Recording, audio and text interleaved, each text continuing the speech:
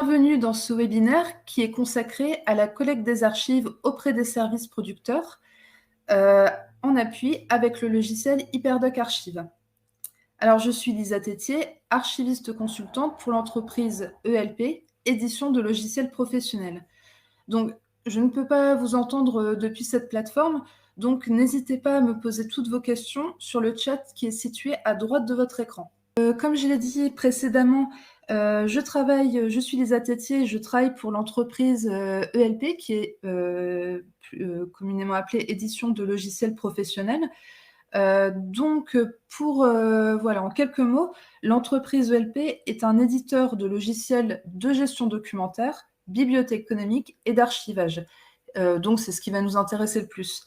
Et qui a été créé et mis en activité en 1986. Donc, en quelques mots, les solutions développées par ELP offrent, comme je vous l'ai dit, des fonctionnalités dédiées à la gestion des archives, à l'organisation et la gestion bibliothéconomique, à la création de panoramas de presse et leur diffusion, ainsi qu'à la gestion documentaire. Et les logiciels sont intégrés à l'environnement SharePoint et sont installables en mode licence ou hébergés en mode SaaS, donc directement disponibles sur Internet. Et nous travaillons actuellement avec des établissements publics et privés et donc des services d'archives publics et privés, notamment des services d'archives, le service des archives de Bouygues Immobilier pour les entreprises privées et des services d'archives publics de communes et de collectivités comme l'agglomération de Dreux ou même le Lamentin. Donc, nous allons voir dans ce webinaire comment faciliter la collecte des archives auprès des services producteurs et donc en nous appuyant sur le logiciel HyperDoc Archive. Donc, nous verrons dans un premier temps comment gérer et contrôler les droits du responsable d'un versement, donc qu'on appelle aussi communément le correspondant des archives ou le versant des archives. Ensuite, comment créer un bordereau de versement. Donc déjà, comment créer le bandeau pour que le service des archives puisse mieux comprendre le contenu du versement. Ensuite, comment associer des archives physiques et électroniques à ce bordereau de versement avant son transfert au service des archives. Et ensuite, comment se passe le transfert du bordereau de versement au service des archives. Donc uniquement le bordereau pour l'instant. Après, le transfert physique se fera... voilà, c'est une organisation à avoir entre le service versant et le service des archives. Étant donné que je vais m'appuyer sur le logiciel HyperDoc Archive, donc je vais très rapidement vous le présenter pour nous situer un peu. Le logiciel HyperDoc Archive permet de gérer, stocker et faciliter la consultation des archives physiques et des documents électroniques d'un établissement. Donc, ce qui va principalement nous intéresser lors de ce webinaire, c'est que le logiciel permet de gérer le cycle de vie des documents, donc en fonction de la durée du titre administratif et du sort final. Il permet également d'optimiser les échanges, et ça nous le verrons dans quelques instants, optimiser les échanges entre les archives, les services versants et les collaborateurs d'un établissement. Et après, il intègre des outils comme la collecte, le traitement, la conservation et la communication des archives auprès des collaborateurs. Il permet également, mais ça sera le sujet d'un autre webinaire, de gérer les espaces de conservation et de les optimiser. Et il assure également un suivi sécurisé des opérations et des mouvements de boîtes d'archives ou de documents. Donc, comme on va le voir, toutes les actions sont journalisées. Donc, nous allons voir dans un premier temps comment gérer et contrôler les droits du correspondant archive au nom de son service. Donc, je vais partager mon écran. Dans quelques instants, vous pourrez voir mon écran. Voilà, ici. Voilà. Donc, surtout, n'hésitez pas à me poser des questions durant ce webinaire. Voilà, j'essaierai d'y répondre avec le plus de précision possible. Donc là, nous nous trouvons dans le logiciel HyperDoc Archive. Et pour que la collecte des archives auprès des services soit efficace, il faut tout d'abord définir les acteurs et responsables des versements de chacun des services de l'établissement. Donc, à ce moment-là, il faut quand même constituer une liste des services de l'établissement. Donc, ça peut être un seul établissement comme plusieurs établissements. Et donc, il faut quand même savoir quels sont les services producteurs, quels sont les services qui vont verser au nom d'autres services aux sous-services. Donc voilà, c'est toute une construction à faire avec les services.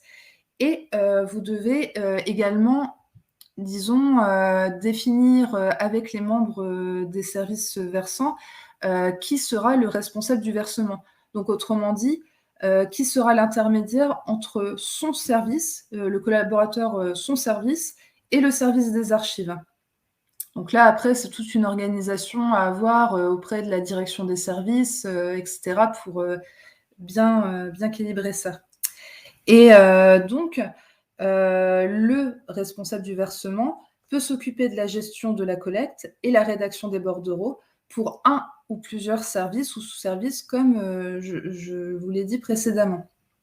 Et donc, alors donc, je vais par exemple aller. Donc, avec HyperDoc Archive, vous avez la possibilité d'intégrer l'annuaire de l'établissement et donc de rentrer les collaborateurs pour chaque service dans cette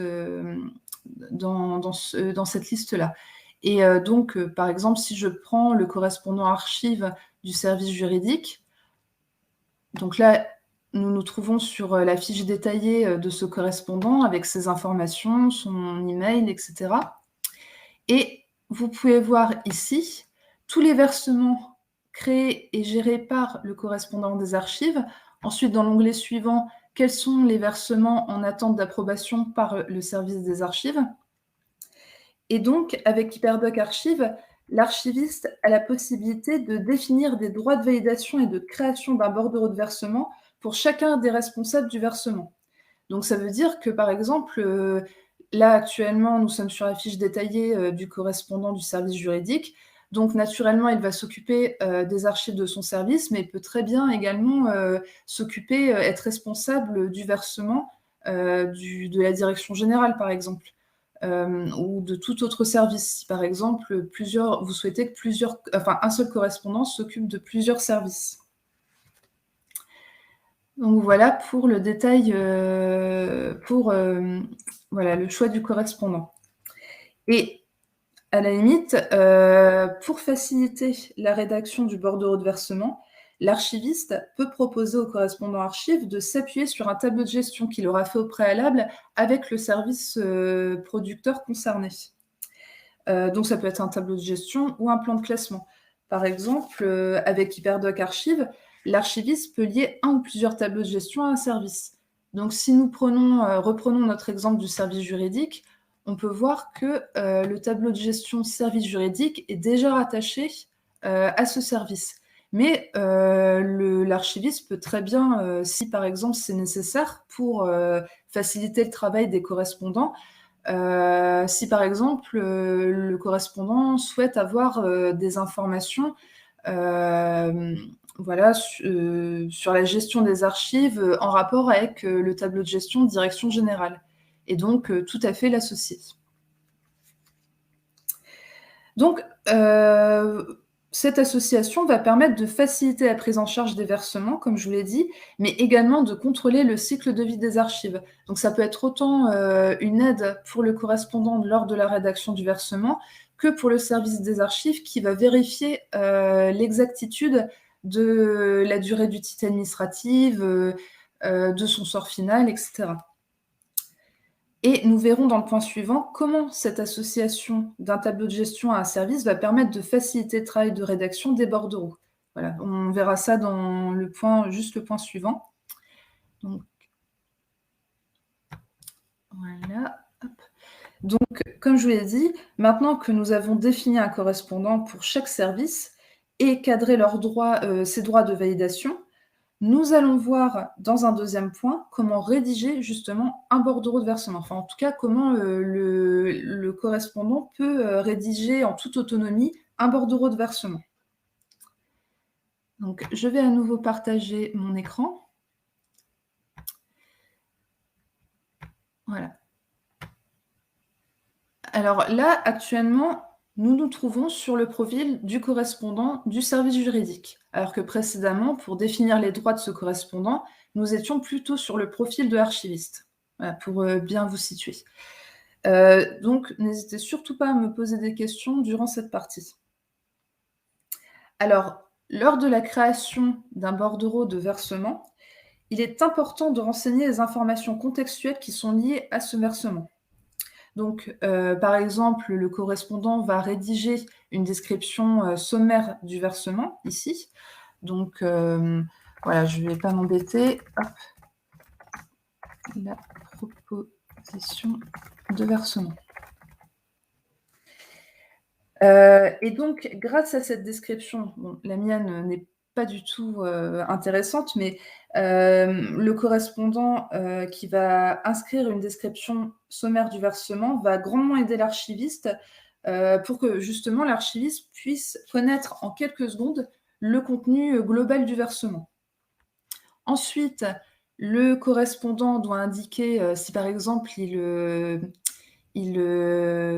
gère les différents services, va sélectionner un établissement et un service, qui souhaite verser ses archives et n'ayant plus d'utilité immédiate pour les collaborateurs de ce service concerné.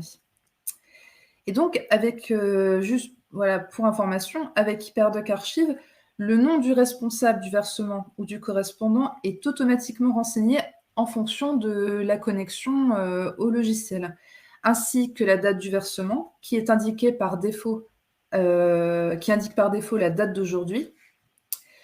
Donc voilà, pour les informations contextuelles. Et le correspondant peut également renseigner un conditionnement spécifique.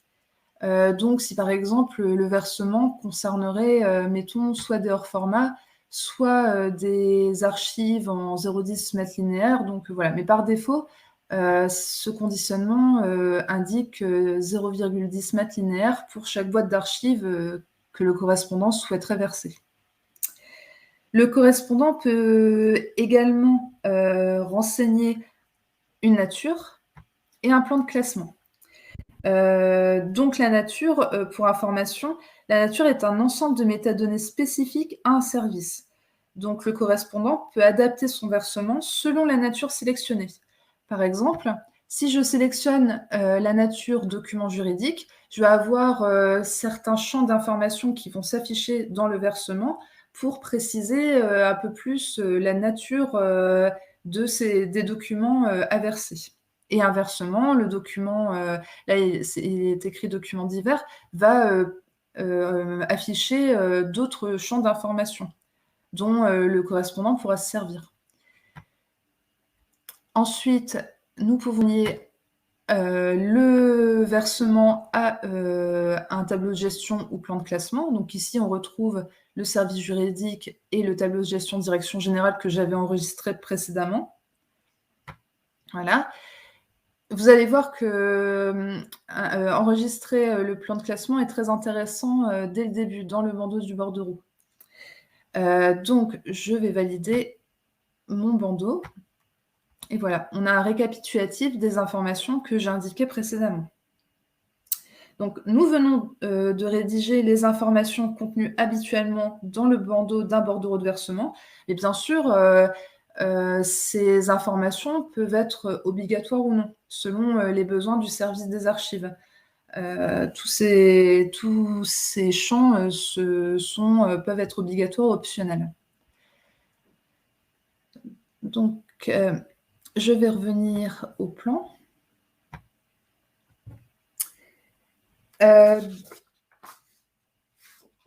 Donc, nous venons de rédiger les informations. Donc, nous allons maintenant associer dans une troisième partie, associer les archives physiques et électroniques au bordereau de versement. Donc, je vais à nouveau partager mon écran.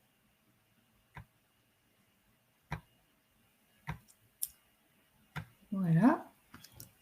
Donc, après avoir enseigné les informations liées au bandeau du bordereau de versement, le correspondant ou responsable du versement doit renseigner et lister l'ensemble des boîtes d'archives et des documents électroniques contenus dans le versement. Donc, de manière assez sommaire. Et après, l'archiviste aura la possibilité de compléter ce versement en traitant les archives qui seront arrivées dans son service.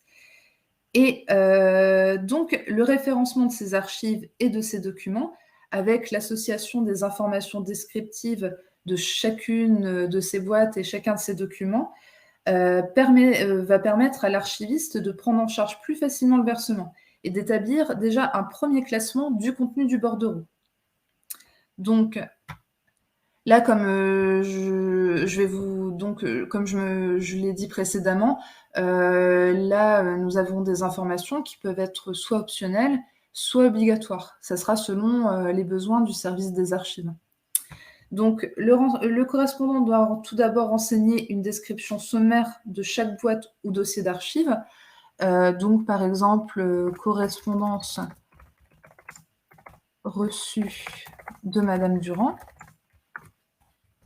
Voilà. Le correspondant peut indiquer des dates d'extrême, ici. Nous allons ensuite renseigner une rubrique de classement qui est concernée par le contenu de cette boîte d'archives. Donc, je vais choisir la rubrique de classement correspondante. Voilà. Et là, on peut voir qu'automatiquement, des informations sont renseignées. Mais bien sûr, habituellement, dans les bordereaux de versement, la durée de conservation est habituellement réservée à l'archiviste. Mais bon, c'est un gain de temps pour l'archiviste en tout cas. Et il pourra toujours modifier la durée de conservation et le sort final. Je vais ajouter le document. Vous pouvez également, le correspondant peut également ajouter des observations. Ça peut être l'état matériel dans lequel sont les documents dans les boîtes d'archives, ou par exemple une remarque sur la législation en vigueur ou autre.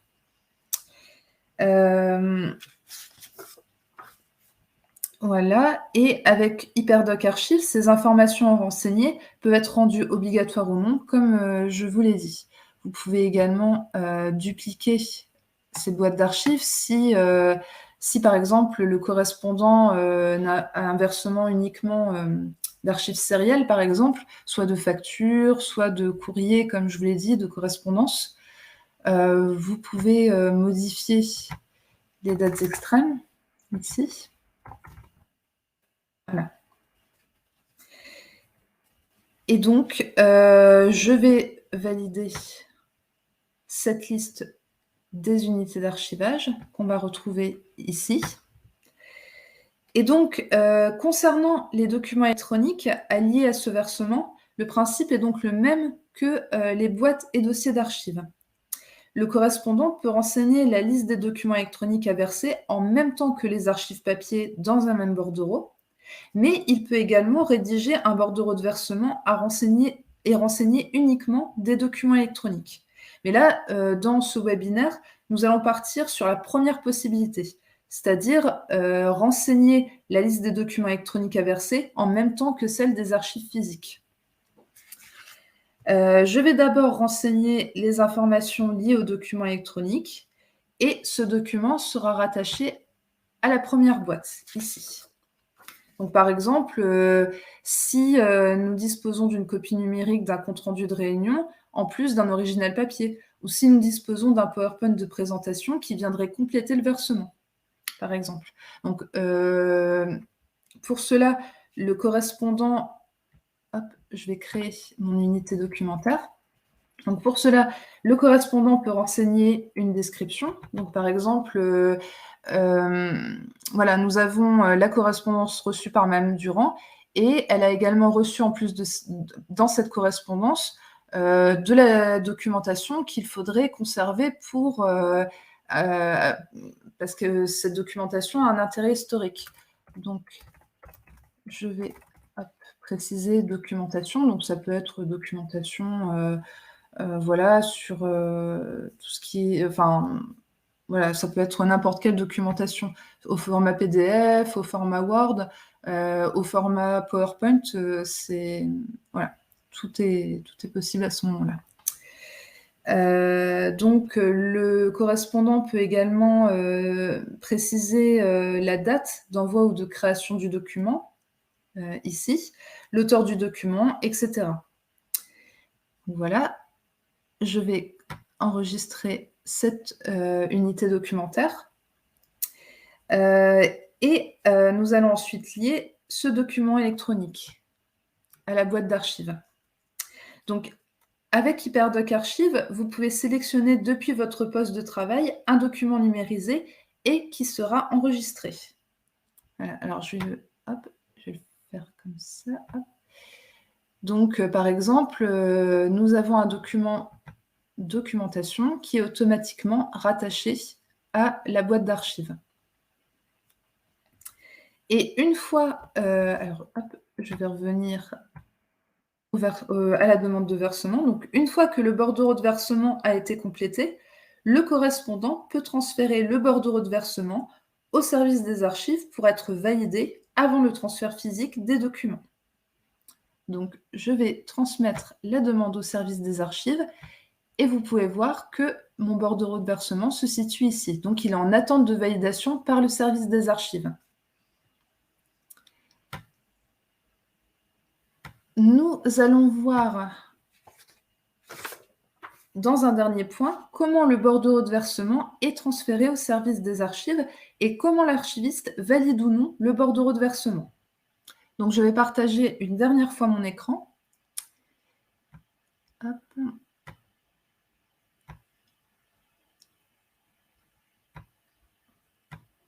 Donc là, nous nous trouvons à nouveau sur le profil de l'archiviste, puisque c'est lui qui va réceptionner le bordereau de versement envoyé par le correspondant, et c'est lui qui va ensuite valider ce bordereau de versement avant le transfert physique des archives au service des archives.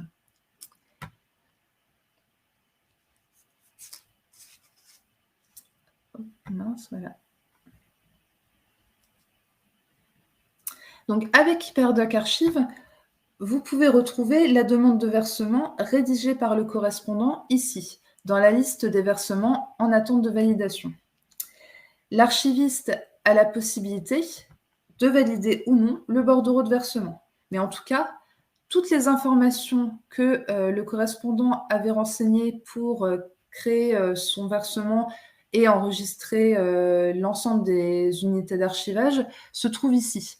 Donc, nous avons un rappel de l'établissement producteur, du nom du versant qui est le correspondant, le service producteur, le tableau de gestion utilisé ainsi que la rubrique de classement. Bon, actuellement, il n'y en a qu'une, mais on peut très bien ajouter différentes rubriques de classement pour chaque boîte d'archives, par exemple. Et vous avez ici la liste des boîtes d'archives enregistrées par le correspondant, avec la référence de chaque boîte d'archives, qui est une référence unique, la description sommaire, les dates extrêmes, le conditionnement, la durée d'utilité administrative rattachée au classement, à la rubrique de classement, son sort final, son année de tri, conservation ou destruction. Voilà, à l'heure actuelle, c'est son année de destruction. Et s'il s'agit, si la communicabilité est possible ou non pour ces archives. Donc, comme je le disais, l'archiviste a la possibilité de valider ou non le bordereau de versement. Et le bordereau est refusé par l'archiviste, par exemple, s'il manque des informations importantes pour traiter le contenu du versement. Le bordereau peut donc être retourné au correspondant avec des commentaires pour être modifié puis renvoyé. Et ainsi de suite, jusqu'à ce que le versement soit validé par l'archiviste. Et une fois que le bordereau a été validé, le transfert physique des archives vers le service des archives peut être organisé et effectué. Mais par contre, je rappelle que le service producteur reste tout de même propriétaire de ces archives et peut y accéder à tout moment.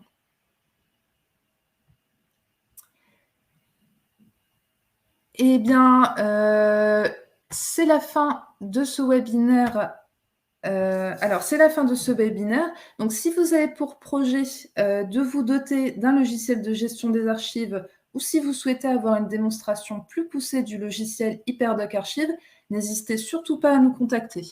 Je vais afficher un bouton contact ici en haut de votre écran. Donc, ce bouton contact est à votre disposition en haut de l'écran et ce bouton vous permettra d'accéder à notre site web ainsi qu'à notre formulaire de contact.